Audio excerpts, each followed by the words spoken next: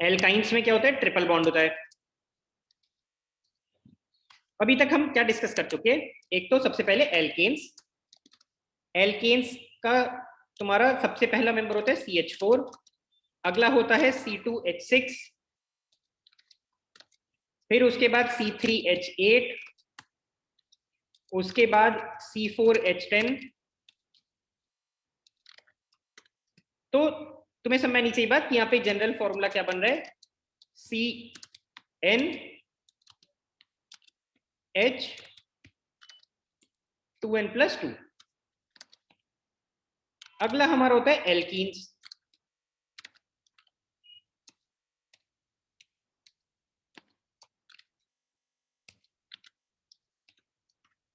Alkenes में हमारे double bond होते हैं। एल्कीन्स में लिख दूं मैं सिंगल बॉन्ड, एल्कीन्स में होते हैं डबल बॉन्ड। इसका सबसे पहला हमने मेंबर देखा था C2H4, अगला C3H6, फिर C4H8, अगला तुम प्रेडिक्ट कर सकते हो C5H10। तो ये तुम्हारा बन क्या रहा है, CnH2n। ठीक है, अगली हमारी होगी कौन सी सीरीज, एल्काइंस की। एल्काइंस में ट्रिपल बॉन्ड होता है। तो इसका स्टार्ट करते हैं, बनाते हैं, कैसे बनेगा। एल्काइंस में भी अगर ट्रिपल बॉन्ड है तो जो सबसे पहला तुम्हारा मेंबर होगा उसमें 2 कार्बन एटम होंगे। तो बनाते हैं, यहां पे डबल बॉन्ड आ जाएगा सबसे पहले।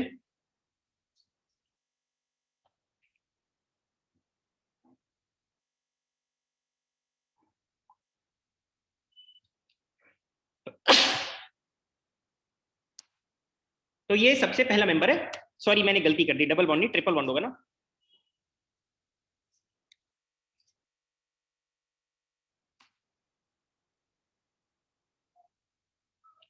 ऐसा करता हूं,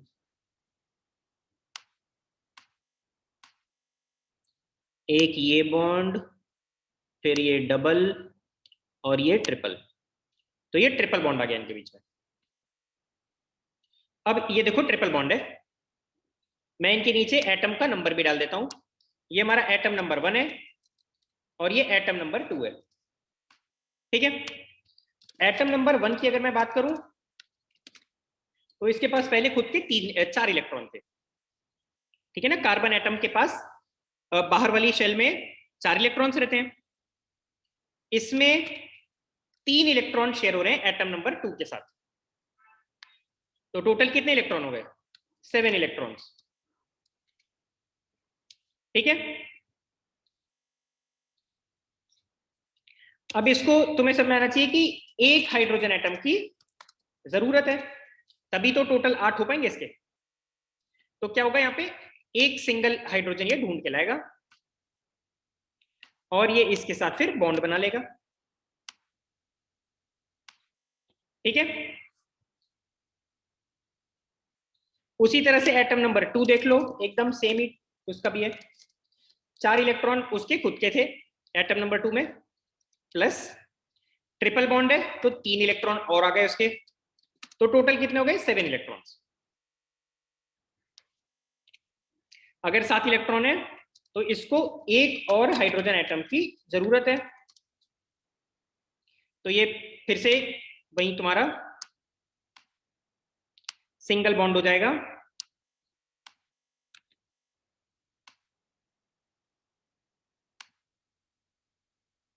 तो इसका तुम्हें दिख रहा होगा C2H2 आ गया फॉर्मूला। समझ आई बात, इसका फॉर्मूला क्या हो गया, C2H2। तो ये सबसे पहला मेंबर है, C2H2 सबसे पहला मेंबर है एल्काइंस का, ट्रिपल बॉन्ड। अब अगला आगे बढ़ते हैं, अगले मेंबर पे चलते हैं, वो कैसा आएगा। तो फिर से देखो, हमारा पहला कार्बन एटम, फिर उसके बाद दूसरा कार्बन एटम और तीसरा कार्बन एटम। इन दोनों के बीच में मैं ट्रिपल बॉन्ड करवा देता हूं। ये पहला, दूसरा और ये तीसरा, इनके बीच में ट्रिपल बॉन्ड है। ठीक है, इनका वही फिर से नंबरिंग कर देते हैं। Atom number 1, atom number 2, atom number 3।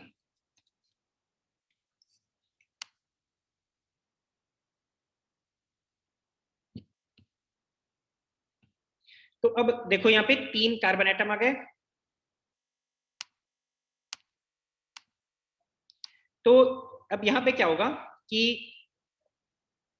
Atom number 1 है, इसको तुम्हें समझ में आ रहा होगा कि कोई भी कार्बन एटम को ना एडिशनल 4 इलेक्ट्रॉन्स की जरूरत होती है। ठीक है, एडिशनल, 4 तो पहले से होते हैं, 4 इलेक्ट्रॉन्स की और जरूरत होती है। तो 4 इलेक्ट्रॉन्स में से 3 तो इसको एटम नंबर 2 से मिल गए हैं, सिर्फ 1 इलेक्ट्रॉन इसको और चाहिए, तो वो यहां पे हाइड्रोजन से इसको मिल जाएगा। ठीक है, तो ये सिंगल बॉन्ड इसने एक हाइड्रोजन के साथ बना दिया। एटम नंबर 1 तुम्हारा 1 हाइड्रोजन इसको चाहिए। अब एटम नंबर 2 पे बढ़ते हैं। एटम नंबर 2 तुम्हें समझ में आ रहा होगा, ये ऑलरेडी अब इसका काम हो चुका है। क्यों? इसको 4 एडिशनल इलेक्ट्रॉन्स की और जरूरत थी। अगर 4 एडिशनल इलेक्ट्रॉन्स चाहिए तो 3 तो इसका जुगाड़ हो चुका है एटम नंबर 1 के साथ, और 1 इसको इलेक्ट्रॉन मिल गया एटम नंबर 3 से। तो इसको 4 ऑलरेडी इलेक्ट्रॉन इसके मिल चुके हैं और 4 पहले से थे, तो मिलाकर इसके 8 इलेक्ट्रॉन हो गए। तो इसको हाइड्रोजन की जरूरत ही नहीं है। एटम नंबर 3 की अगर बात करूं मैं, तो एटम नंबर 3 में देखो 4 इलेक्ट्रॉन पहले थे प्लस 1 इलेक्ट्रॉन और, तो मिलाकर कितने हो गए? 5 इलेक्ट्रॉन। ठीक, तो 3 इलेक्ट्रॉन की और जरूरत है।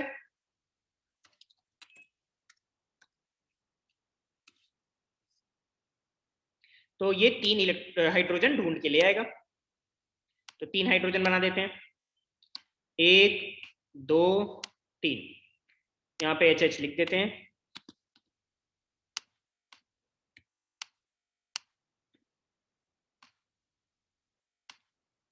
अब इसका फॉर्मूला भी लिख लेते हैं। इसका फॉर्मूला क्या आएगा? C3H4 आ जाएगा। C3H4 क्यों आ रहा है? दिख रहा है, कार्बन के 3 एटम्स हैं, हाइड्रोजन हम काउंट कर सकते हैं 4 एटम है। तो इसमें देखो, एक अगर तुम थोड़ा ध्यान से नोटिस करोगे तो पहला मेंबर है C2H2 और दूसरा क्या है? C3H4। समझ आ रही है ना बात? तो तुम्हें समझ में आना चाहिए कि यहां पर जो सीरीज बन रही है वो कुछ ऐसी बन रही है। अगर कार्बन के n एटम्स हैं, हाइड्रोजन के कितने एटम्स आ रहे हैं?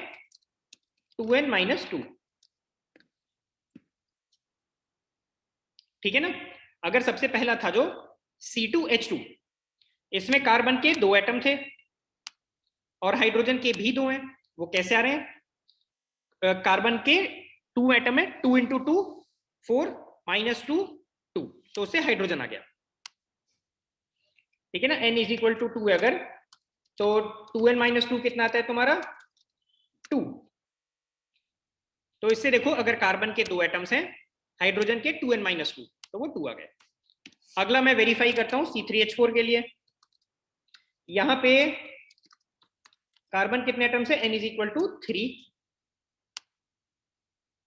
अगर n = 3 है, हाइड्रोजन तुम्हारा क्या 2 × 3 - 2 आ रहा है?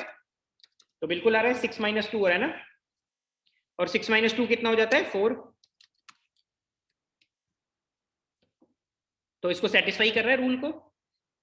अगर कार्बन के n एटम्स हैं तो हाइड्रोजन के 2n-2 एटम्स हो जाएंगे।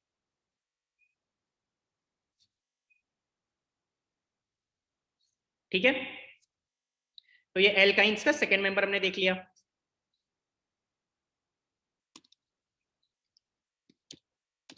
अब आगे बढ़ते हैं।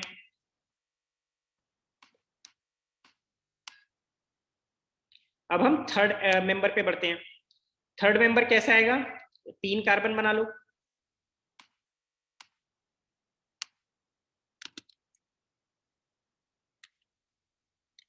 सॉरी 3 नहीं, मैंने गलत बोल दिया, 4 कार्बन बना लो। ये 4 बन गए, और यहाँ पे सबसे पहले वाले में मैं ट्रिपल बॉन्ड करवा देता हूँ। 1 2 3। अब एक थोड़ा सा शॉर्टकट में हम काम करेंगे। ऐसा समझो कार्बन के हर एटम को 4 एडिशनल इलेक्ट्रॉन्स चाहिए थे, ठीक है? तो ऐसे समझ के हम काम करेंगे, थोड़ा जल्दी हो जाएगा। हर कार्बन एटम को 4 एडिशनल इलेक्ट्रॉन चाहिए, तो वो हम ऐड कर देंगे। तो सबसे पहला वाला जो कार्बन एटम है, एटम नंबर 1,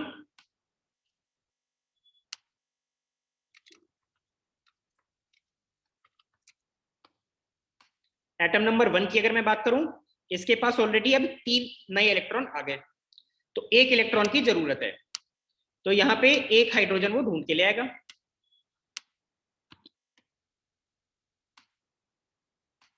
ठीक। अगला, अगर मैं एटम नंबर 2 की बात करूं, एटम नंबर 2 तुम्हें समझ में आना चाहिए कि इसको ऑलरेडी ना 4 एडिशनल मिल चुके हैं। 3 इसके ट्रिपल बॉन्ड है कार्बन एटम नंबर 1 के साथ, तो वहां से 3 इलेक्ट्रॉन शेयर हो गए। फिर एटम नंबर 3 के साथ 1 इलेक्ट्रॉन और मिल गया, वो शेयर हो गया, तो टोटल इसके 8 इलेक्ट्रॉन बन गए।